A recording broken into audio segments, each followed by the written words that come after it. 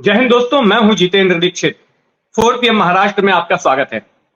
दोस्तों, मराठा आरक्षण का मुद्दा महाराष्ट्र सरकार के लिए गले की फांस बन गया है।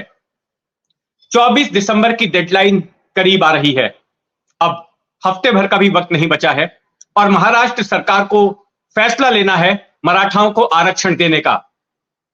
मराठा आंदोलनकारी मांग कर रहे हैं कि सरकारी नौकरियों और शिक्षा में मराठा समाज को आरक्षण दिया जाना चाहिए और इसके लिए मराठा नेता मनोज जरंगे पाटिल इस साल 2 बार अनशन भी कर चुके हैं और जिसके बाद सरकार बेहद दबाव में आ गई और सरकार ने इस बात की घोषणा की कि हम ओबीसी कोटे से मराठाओं को आरक्षण देंगे।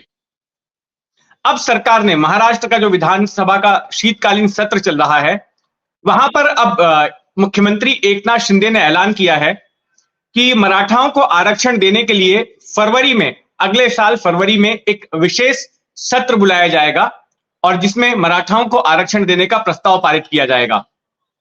उससे पहले स्टेट बैकवर्ड क्लास कमीशन उसकी रिपोर्ट मंगाई जाएगी। यह कमीशन भी हाल ही में विवादों में था क्योंकि इस कमीशन के चंद सदस्यों ने यह कहते हुए इस्तीफा दे दिया कि सरकार के कुछ मंत्री अपने मन मुताबिक नतीजे पाने के लिए, रिपोर्ट पाने के लिए उन पर दबाव डाल रहे हैं और यहां तक कि इस कमीशन के चेयरमैन ने भी इस्तीफा दे दिया था। लेकिन इसके बाद इस कमीशन का पुनर्गठन किया गया और शिंदे का कहना है कि महीने भर के भीतर इस कमीशन को रिपोर्ट सौंपने के लिए कहा जाएगा और अगर यह बात सामने आती है कि मराठा समुदाय शैक्षणिक तौर पर और सामाजिक तौर पर पिछड़ा हुआ है तो फिर महाराष्ट्र सरकार उनको आरक्षण देने के लिए प्रस्ताव पारित करेगी। हालांकि इस पर विपक्ष का कहना है, कांग्रेस का कहना है कि यह मराठाओं को भ्रमित करने का एक पैंतरा है क्योंकि सुप्रीम कोर्ट ने पाबंदी लगा रखी है कि 50% के ऊपर आरक्षण नहीं दिया जा सकता। तो ऐसे में भले ही प्रस्ताव पास कर लेगी महाराष्ट्र सरकार, लेकिन वो कानून कैसे बनेगा? सुप्रीम कोर्ट में तो खारिज हो जाएगा। सुप्रीम कोर्ट को कन्विंस करना होगा और इस रिपोर्ट के आधार पर, क्यूरेटिव पिटीशन के आधार पर सरकार यह कन्विंस करने की कोशिश करेगी, आश्वस्त करने की कोशिश करेगी सुप्रीम कोर्ट को कि नहीं, मराठा भी पिछड़े हुए हैं, उनको भी आरक्षण दिया जाना चाहिए सरकारी नौकरियों और शिक्षा में। दूसरी ओर जो मराठा नेता हैं मनोज जरंगे पाटिल, उन्होंने साफ कहा है कि 24 दिसंबर की डेडलाइन से वो डिगने वाले नहीं हैं। अगर 24 दिसंबर तक सरकार अधिसूचना नहीं लाती है मराठाओं के आरक्षण की तो उसके बाद वे मुंबई का घेराव करेंगे, मुंबई को ठप कर दिया जाएगा। हालांकि उनका यह कहना है कि आंदोलन उनका शांतिपूर्ण तरीके से होगा, लेकिन इस तरीके का होगा जो कभी भुलाया नहीं जा सकेगा। कुछ ऐसी तस्वीर मुंबई की देखने मिल सकती है। तो एक तरफ जरंगे पाटिल की धमकी है तो दूसरी तरफ विपक्ष जो टाइम बाइंग का तरीका अपना रही है सरकार की विशेष सत्र की घोषणा वगैरह करके, तो उस पर भी उंगलियां उठा रहा है। यह मुद्दा इस साल काफी संवेदनशील हो गया। अभी जो साल गया है, अगस्त के महीने में पहली बार मनोज जरंगे पाटिल ने अपना अनशन किया था और करीब हफ्ते भर तक जब ये अनशन चला तो उनकी तबीयत बिगड़ने लग गई और उनका अनशन खत्म करवाने के लिए पुलिस वहां पर पहुंच गई थी। इसके बाद मराठा आंदोलनकारियों और पुलिस के बीच में टकराव हुआ, पत्थरबाजी हुई, पुलिस ने लाठीचार्ज किया जिसमें कि दोनों ही पक्षों के, पुलिस के और मराठा आंदोलनकारियों के कई सारे लोग घायल हुए, उन्हें अस्पताल में भर्ती होना पड़ा। उसके बाद कुछ दिनों के भीतर फिर से एक बार अनशन की शुरुआत हुई और इस बार भी करीब हफ्ते भर तक यह अनशन चला, जिसके बाद सरकार ने आश्वस्त किया मनोज जरंगे पाटिल को कि आप अपना अनशन वापस ले लीजिए, महाराष्ट्र सरकार जो है ओबीसी कोटे से मराठाओं को आरक्षण देगी।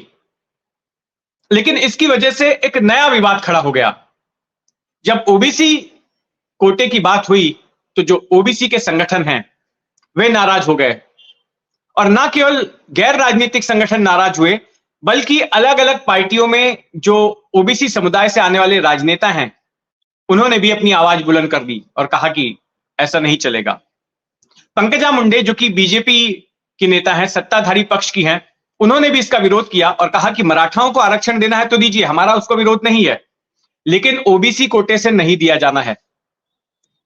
ओबीसी के कोटे में कटौती नहीं होगी।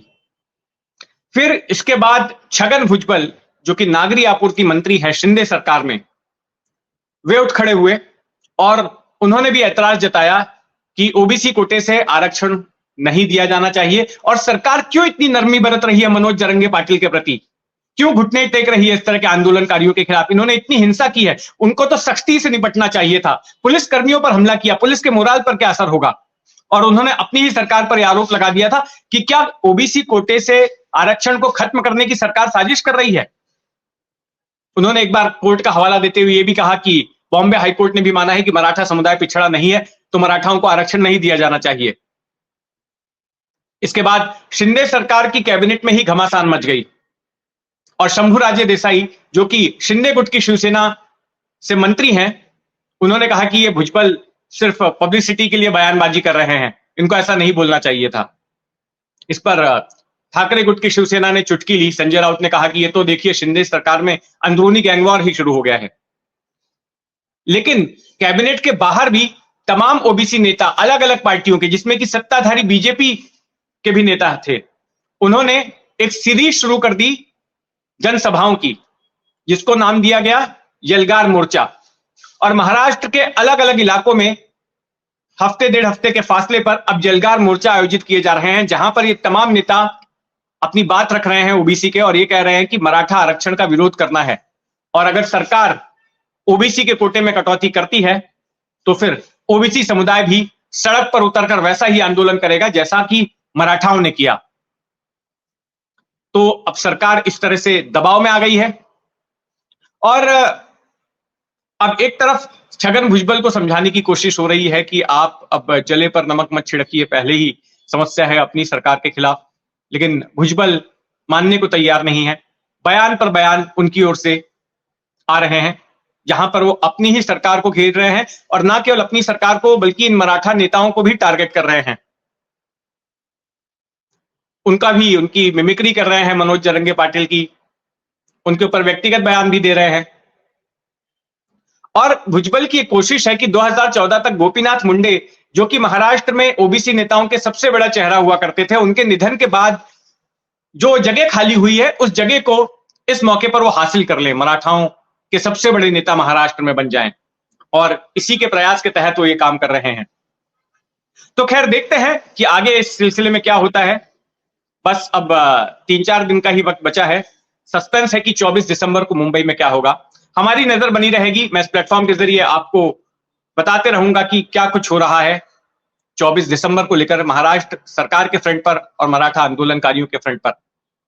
यह खबर आपको कैसी लगी कमेंट बॉक्स में अपनी राय जरूर रखिएगा और अगर आपने अब तक इस चैनल को सब्सक्राइब नहीं किया है तो सब्सक्राइब कर लें। जय हिंद।